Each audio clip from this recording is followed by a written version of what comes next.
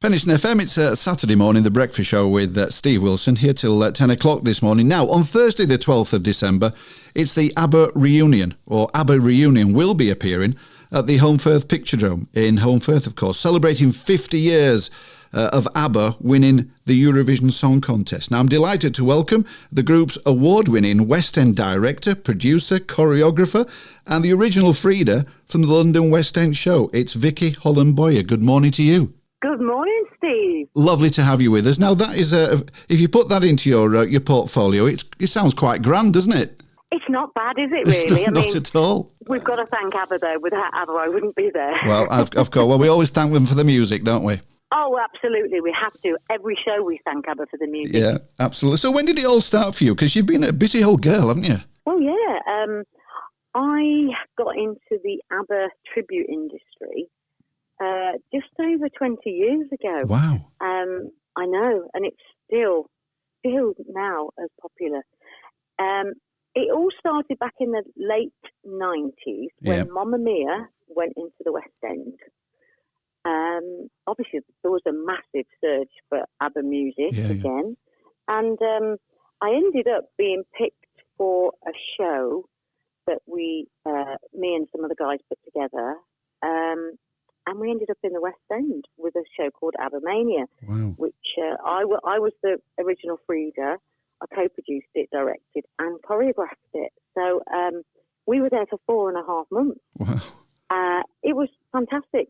I was just in the right place at the right time. And a lot of people say that in this industry, don't they? It's where you are. And, thank you to ABBA. That's what I did. And 20-odd years on, and I'm now still involved, and I still perform in the Abba Reunion tribute show, which is on its 50th anniversary tour of ABBA winning the Eurovision Song Contest this year. We've got a really busy December to end the year. Well, we'll talk about the tour dates in a few moments' time. But I mean, ABBA Reunion as the group. I mean, how did you actually structure that? Because it's you've. Sorry. It's okay. It's okay. With the wonders of wigs and outfits, I guess anybody could play the parts. But you need people that can sing, don't you? Yes, you do. It's quite funny what you say there. A wig and a voice, but there's more to putting on an ABBA tribute show than that. You have to get the correct wig. You have to have it cut in the right style. You have to get the right costumes. You have to get them handmade. Obviously, we want to recreate how ABBA were, so we don't just want to put anything on that looked like a 70s costume. Yeah. All the intricate details have been thought of. And, the voices of the two girls are just so different. You've got Agneta, who's this lovely, sweet, vocal soprano, and then you've got Frida with the dulcet, warm tones. And even their characters, they're just totally different. Frida's really, I love playing Frida, very flirtatious and big. And then you've got Agneta that's more demure and sexy. And she actually won an award for having the best bottom. Did she? Well, you can't disagree with that, can you? No, not really. I mean, it's actually in print, you know, and she actually, she knew about it. And it was a big thing back then. And the other thing, Bjorn and Benny, I mean, they're also responsible for a lot of the songs. There's a lot of vocals on their songs, so I guess you need to get that right as well, don't you? Oh yeah, the boys do sing. It's a shame because you've got "Does Your Mother Know," which Bjorn sang, which is a really popular song, and that's in the show. Yeah. But there's quite a lot of other songs that didn't make it. But for the avid fan, you've got the King Kong song, which was quite a funny song. I don't know if anybody knows that one, but in our show we have to appeal to the masses, and those are the Voulez-Vous, the Lay All Your Love, the greatest hits, the Thank You for the Music, the Gimme Gimme Gimme, the SOS, Dancing Queen, all the big numbers. But the boys do feature with the backing vocals, and of course, not only that, Benny was he was a wizard in his writing. All the harmonies that they did, and the girls had to sing, and the lads had to sing them as well. So, it was like something that nobody had, and now it's 50 years later, and people still sing the songs. It's it's quite amazing, really. Well, it is, and it's fair to say they are still as popular today as they were when they were in the charts. I mean, one of the questions I had for you, I mean, with the launch of the Mamma Mia musical, which you referred to earlier, 1999, and then the Mamma Mia films, then the party nights at the O2 in London, and then, of course, Voyage, of course. I mean, it just keeps on going, doesn't it? It really does. I mean, it's great for me, and it's great for ABBA. And you know, every song, there must be over 200 ABBA tribute shows in the UK alone. yeah.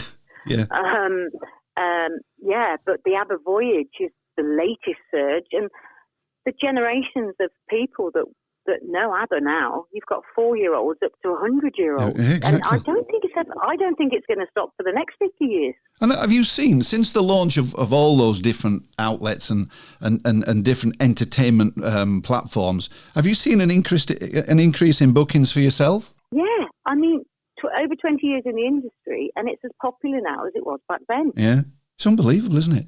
But I mean, it is a great night out, isn't it? Now, you talk about 50 years celebrating ABBA since they won the Eurovision Song Contest, and your appearance at the Picturedrome on the 12th of December, I guess, will be celebrating the 50 years, won't it? Oh, it will be. It's a special year and a special show, because at the end of the show, there's something special that happens. Now, I don't want to give it away, but it is the 50th anniversary of their song Waterloo, and we do recreate that look. Shh, I didn't say that. No. So when we go off, don't go home. We're coming back on as always. So we have tweaked the show a bit for this year, and we've been touring continuously throughout the year. We go to the Picturedrome every year. And this year we've had to do 2 dates. The first date we're there is the 6th of December, and we've sold that out, so we're doing the 12th of December as well. Yeah, it's fantastic, isn't it? Talk to me about the preparation for a gig like the Picturedrome. I mean, it is a wonderful venue, isn't it? Because you almost get the audience participation with them all being stood up front and dancing and singing along. It's almost like having an extra 250 people in the band. Absolutely. Well, yeah. Do you know what? There are videos, if you feeling like Googling, there are videos of us at the Picturedrome from a couple of years ago, and you can hardly hear the vocals because the audience are that loud singing along with you. Yeah. You know, from the time we go on stage, the anticipation from the crowd, you can just feel it, and it's always one of the best nights because everyone roars as soon as you come on, and it just gets louder and louder and louder, and the atmosphere is just buzzing. But the preparation for the show, we've got the wigs, we've got the costumes, we've got the makeup. It takes about 2 hours to get into character. Really? Yeah, and we get there around about 12, 1 o'clock in the afternoon, and we have to do the sound checks and things like that. And then I do love Home First. We love it. There's a hotel next door, yes, and we love going there because we always have a Christmas dinner. Oh dear. The food there is amazing. Yeah, we always have the Christmas menu. Yeah, so nice. It's a real highlight of our year going to Home First. Of course, it's also where they did Last of the Summer Wine. Well, of course. So, you know, every time we go there, we go, oh, there's the cafe. Yeah, absolutely love Home First. The people are just, the audiences. I mean, everywhere we go all over the country, well, the world as well, but we'll stay with the UK. It's always one of the best nights in Home First.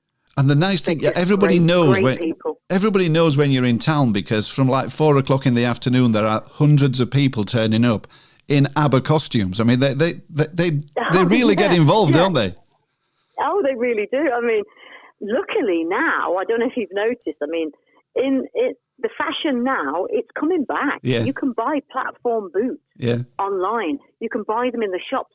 So there's no excuse now, because they were quite difficult to get hold of, you know, maybe 10 years ago. But now the costumes are fantastic because the platform shoes and flares, they're all back. So, yeah, you can't tell if they're dressing up for the show or whether it's just normal going out costumes at the moment.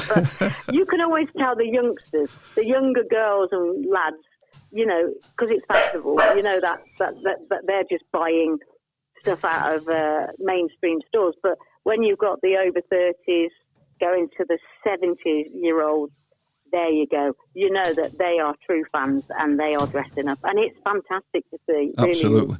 Wonderful. Well, listen, let's tell people all about it then. It's the 12th, the second gig is the 12th of December, your second one. Tickets available, obviously, from the Picturedrome, picturedrome.com, I think it is on the website, but 1 or 2 tickets available, not many. But to be guaranteed a really good night and bring back all those wonderful memories of ABBA music, it's ABBA Reunion at the Picturedrome. And how long does it take, and I know you say it takes a long time to get ready, but to choose the outfits that you're going to wear, because I know you don't just have one outfit, you have an array of outfits, don't you? Well, yeah, because the show's been going for 20 years. We've got a collection, like a back catalogue of costumes. But this year, we are going to go for, well, I'm not going to tell you what we're going to go for, but there will be the Waterloo costumes at the end.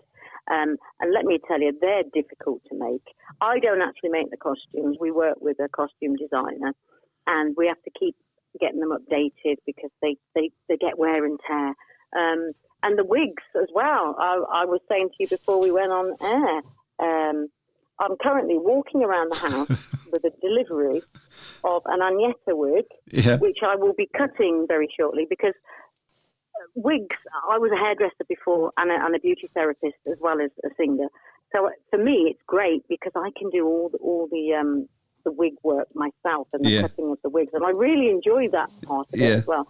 So at the moment, I'm sat here with a 26-inch long blonde human hair wig, which I am going to cut in about half an hour because we have, especially December, so many shows that they do get worn, so you have to keep updating your wigs. Otherwise, they go all like matty and But I'm very proud of the hair, and one of the things about ABBA was their iconic look was their hair. Yeah, definitely. You've got that beautiful Agnetta, sleek blonde hair, and then Frida. Well, she loved playing with her hair. Excuse me. She had the perm, she had the bob, she had the copper, she had the brown. Oh, and then she had that. I've got to say it's an awful cut for Waterloo. She wears like a tight perm that your mum would have worn. Yeah. So I don't really like putting the last costume wig on because it doesn't do anybody any good unless you're really Frida, because she was a beautiful lady. Yeah, that's right. But yeah, I just love everything ABBA, and I still do. Wonderful. I think that's what happens when you've been a fan all your life, and then to be lucky enough to do it as a job and a career. I'm blessed. Well, you certainly are, and it is an absolutely wonderful band to be involved in. But listen, Vicky, thank you for joining us this morning.